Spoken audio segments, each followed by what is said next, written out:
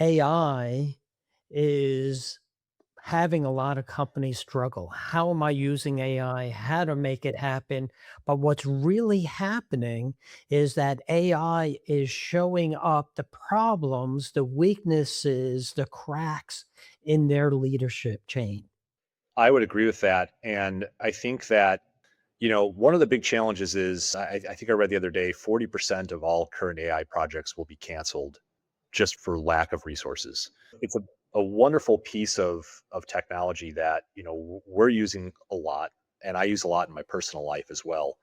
It's a force multiplier, and it gives everybody the ability, if they figure out how to do it, to cut through the BS. You can really get to a decision point quickly when you use it well grounded. I mean, that's very important, but when you use it in a well grounded way to help you facilitate decisions. And so at a point, maybe 5 years ago, before we really got into this mess, I think it was a lot easier for people to kind of BS, to be honest, because we had domain expertise in different areas. Everyone's days were, usually pretty full with their own domain and trying to figure things out. And if you went to a peer and said, "Hey, I need this from you," and their response was, "Oh boy, Kurt, I'd love to do that, but we can't for this reason or that reason." It's a force multiplier in trying to understand business concepts, technical concepts. You can really get to the answer of whether or not that statement's true really quicker. So I think some of the gaps that it exposes are a lack of knowledge, a lack of maybe work ethic at times. You can kind of find the people that are hiding, right? And not contributing the way that they should be. And you could find that because you have access to more information than you've ever had. And I think I work with other leaders in our business to try to get them to use AI more. I was one of the early adopters of it in our organization.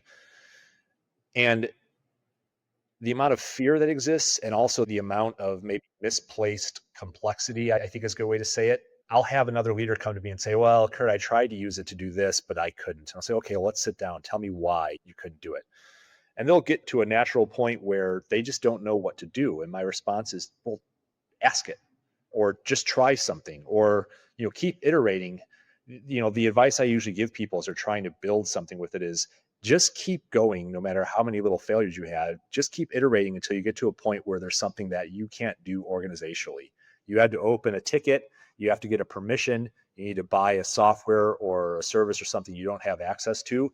Drive until you get to one of those barriers you can overcome it, and then continue.